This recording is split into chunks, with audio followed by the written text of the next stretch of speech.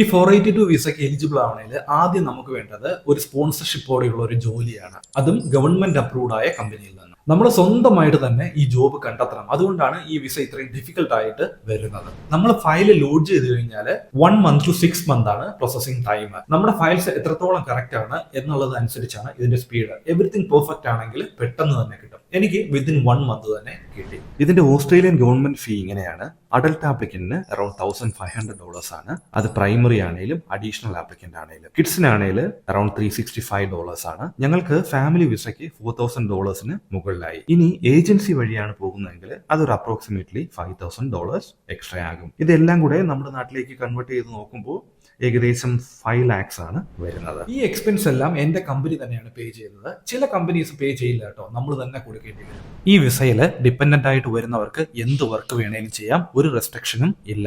File load ചെയ്തപ്പോൾ എന്തൊക്കെയാണ് ഞാൻ സബ്മിറ്റ് ചെയ്തതെന്നും എന്തൊക്കെ ചലഞ്ചസ് ആണ് ഇതിനിടയ്ക്ക് ഫേസ് ചെയ്തത് എന്നൊക്കെ ഞാൻ വഴിയേ പറഞ്ഞു തരാം. ഈ വിസയ്ക്ക് പോസിറ്റീവും നെഗറ്റീവ്സും ഒക്കെ ഉണ്ട് കേട്ടോ. എന്റെ ഏതെങ്കിലും ഒരു വീഡിയോസ് മാത്രം കണ്ട് ജഡ്ജ് ചെയ്യരുത്. ഇതൊരു സീരീസ് പോലാണ് ഞാൻ ചെയ്യുന്നത്. അത് മുഴുവൻ കണ്ടു കഴിഞ്ഞാൽ മാത്രമേ നിങ്ങൾക്ക് 100% മനസ്സിലാവത്തുള്ളൂ.